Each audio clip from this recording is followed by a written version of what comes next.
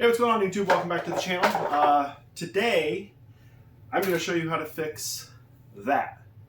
A bad key fob. This is actually for a 2010 Chevy Equinox, and we're going to do it for under $10. So if you're new here, go ahead and hit the subscribe button. Hit the bell so you get updated whenever I upload a video. So let's get to it.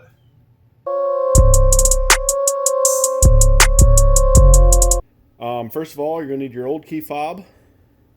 You're going to need your new key fob. We'll unpackage that in a minute. You're going to need a small hammer. It can be a claw hammer, whatever. This is just a small one that I have. You might need this larger flat blade screwdriver. I'll show you why in a little bit. You're going to need a small phillips screwdriver, a very small punch, and a small flat blade screwdriver. Alright, let's unpackage this. I got this off of Amazon. It costs $8 and some change to get it shipped to me. But as you can see, it looks very good. Tape over that. You'll see that in a second. A blank key. I will show you how to swap over the laser cut blade to this one so you don't have to get this one cut and spend more money. So that's what she is. And I'll put links in the description for this one. One with remote start, and then there's one with remote start and power lift gate. I will make sure I got all three cases on there. I know this one's just over $8. The other two I'm not sure, but I'll put that in the description. Alright, the first thing we're going to do is swap over the blade. This is the old key fob, broken. When you partially have it open, you'll see there's a roll pin there. So you want to punch that out, and this blade will actually come out of this housing. Now, you could swap this whole housing to the replacement key fob case, but I have had it where this one is slightly different than the aftermarket, and it will not work correctly. So I try to make everything work like it's an OE key fob. So I just prefer to take this blade out, put it in the new fob case, and vice versa, and then throw the other stuff away. But so to do that, we're going to use a vise.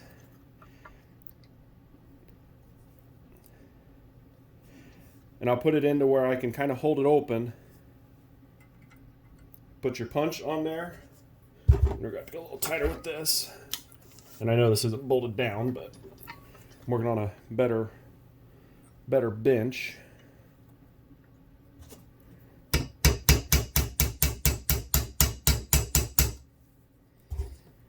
Yep, she moved a little bit.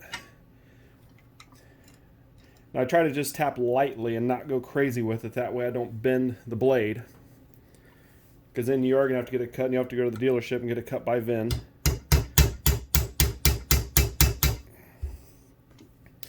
Yep, she's moving. Now we'll put it up here where it won't want to roll.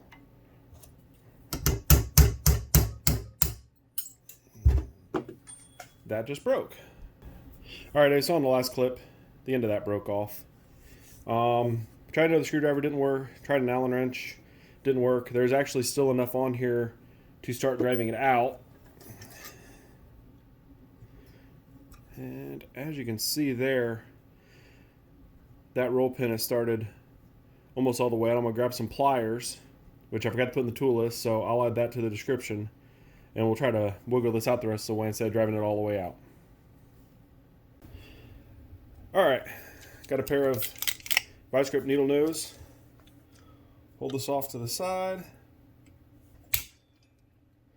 And to start working this out,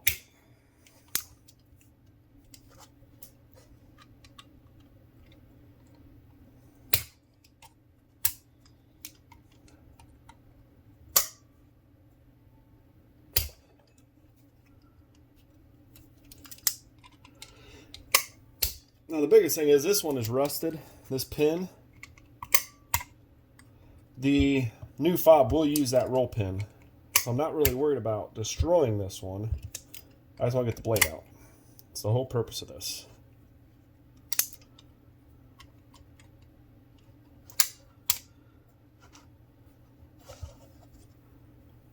See if we can drive her a little bit farther.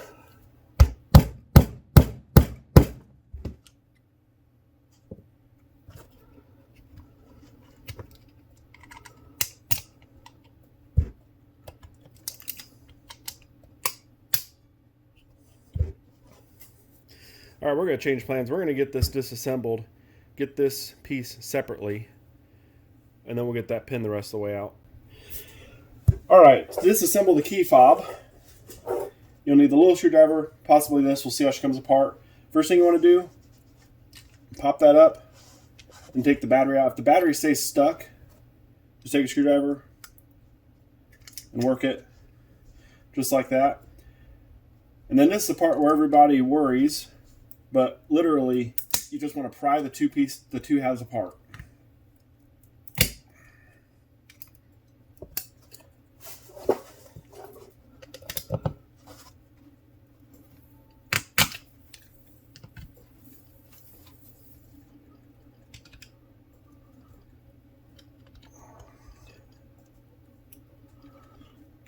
And remember, all we're saving is the board and the blade and the battery, so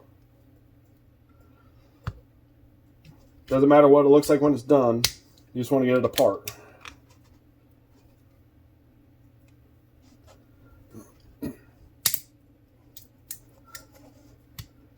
There we go, you see it's starting to come apart now. They are pressed together really, really well.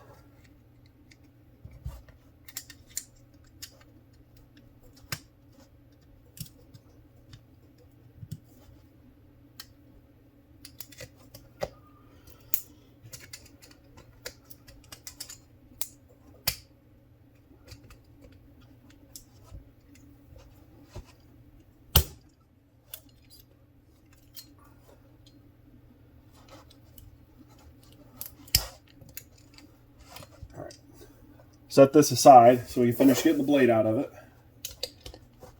The battery.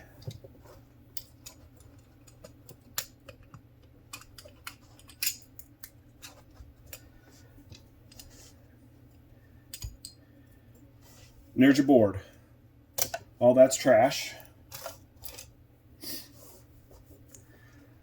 Alright. The new one will come apart a lot easier. Pop that off. You'll have stick-on emerald metal. I'll actually go back here, which we'll show you at the end.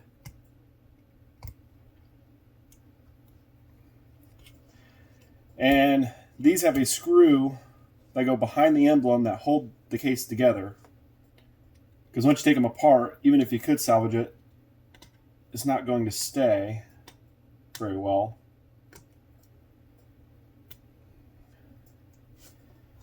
There we go. Put that in the trash pile. So, this part you'll need the little screwdriver, and as you can see, little Phillips screw there. Take that out. Screw. Then gently, well, you saw how easy that already popped up. Gently work the case to not mar it.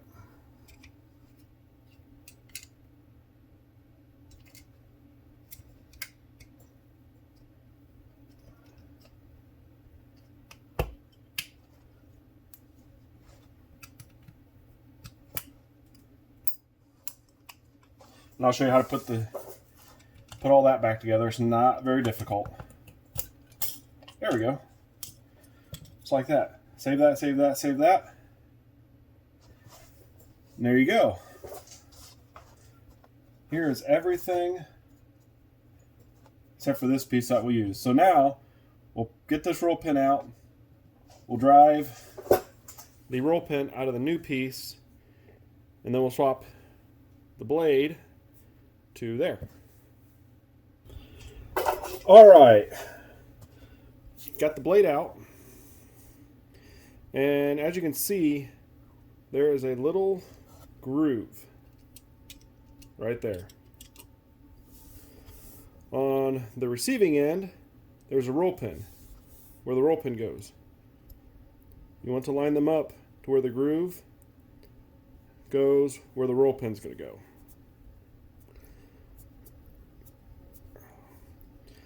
So it started. We'll go back over to the vise. We'll tap her down the rest of the way and put the roll pin in. Alright, roll pin's in. That is assembled the way it should be. So now we're going to put the key fob together.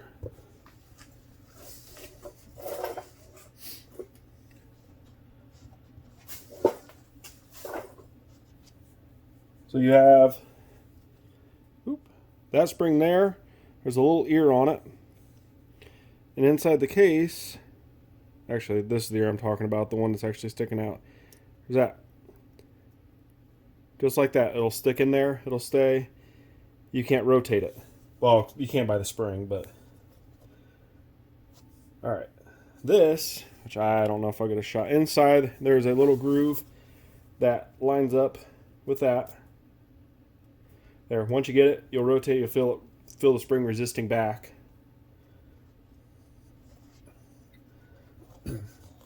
Alright. Fob plate itself will sit like so. You can do it one of two ways. You can do that, or you can bring it over here. Put it in here. There is a alignment pin there and there. Once you line them up,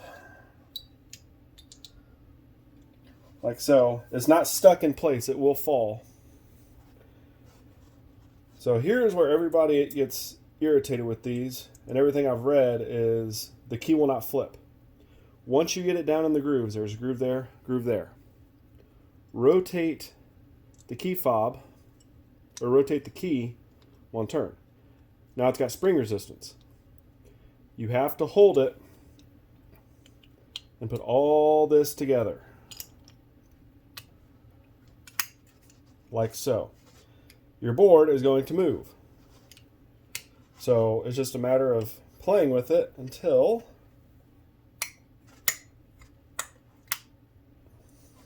pop. That is together. And as you can see, just like it's supposed to work. Alright. Now you will take the little Phillips screw that came out of the back, put it back in there. Don't go crazy. You will strip out the case and run it in. Maybe. Dang magnetic screwdriver. There we go.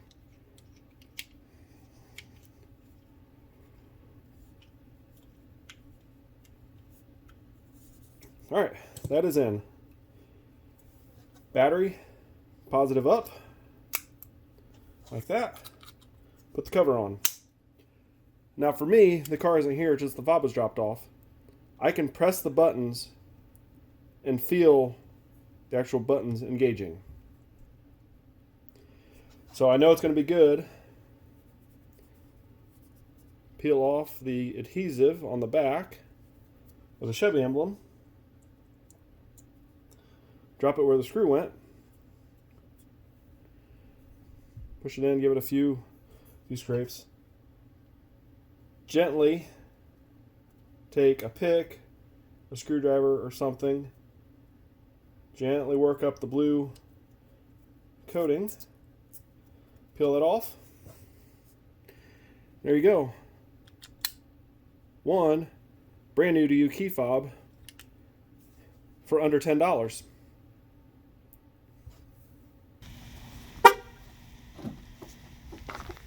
As you can see, lock and unlock works.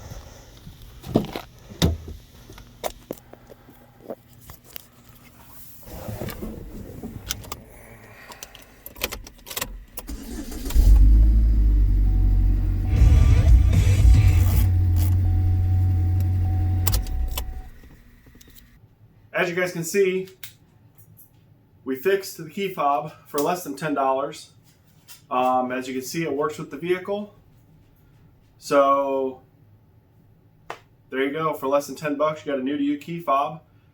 The circuit board was good. The key still works. So we're good to go. So like I said in the beginning, if you're new here, subscribe to the channel, hit the bell. Find out what other shenanigans we can get into and hopefully help save you guys some money. So take care and have a great rest of the day.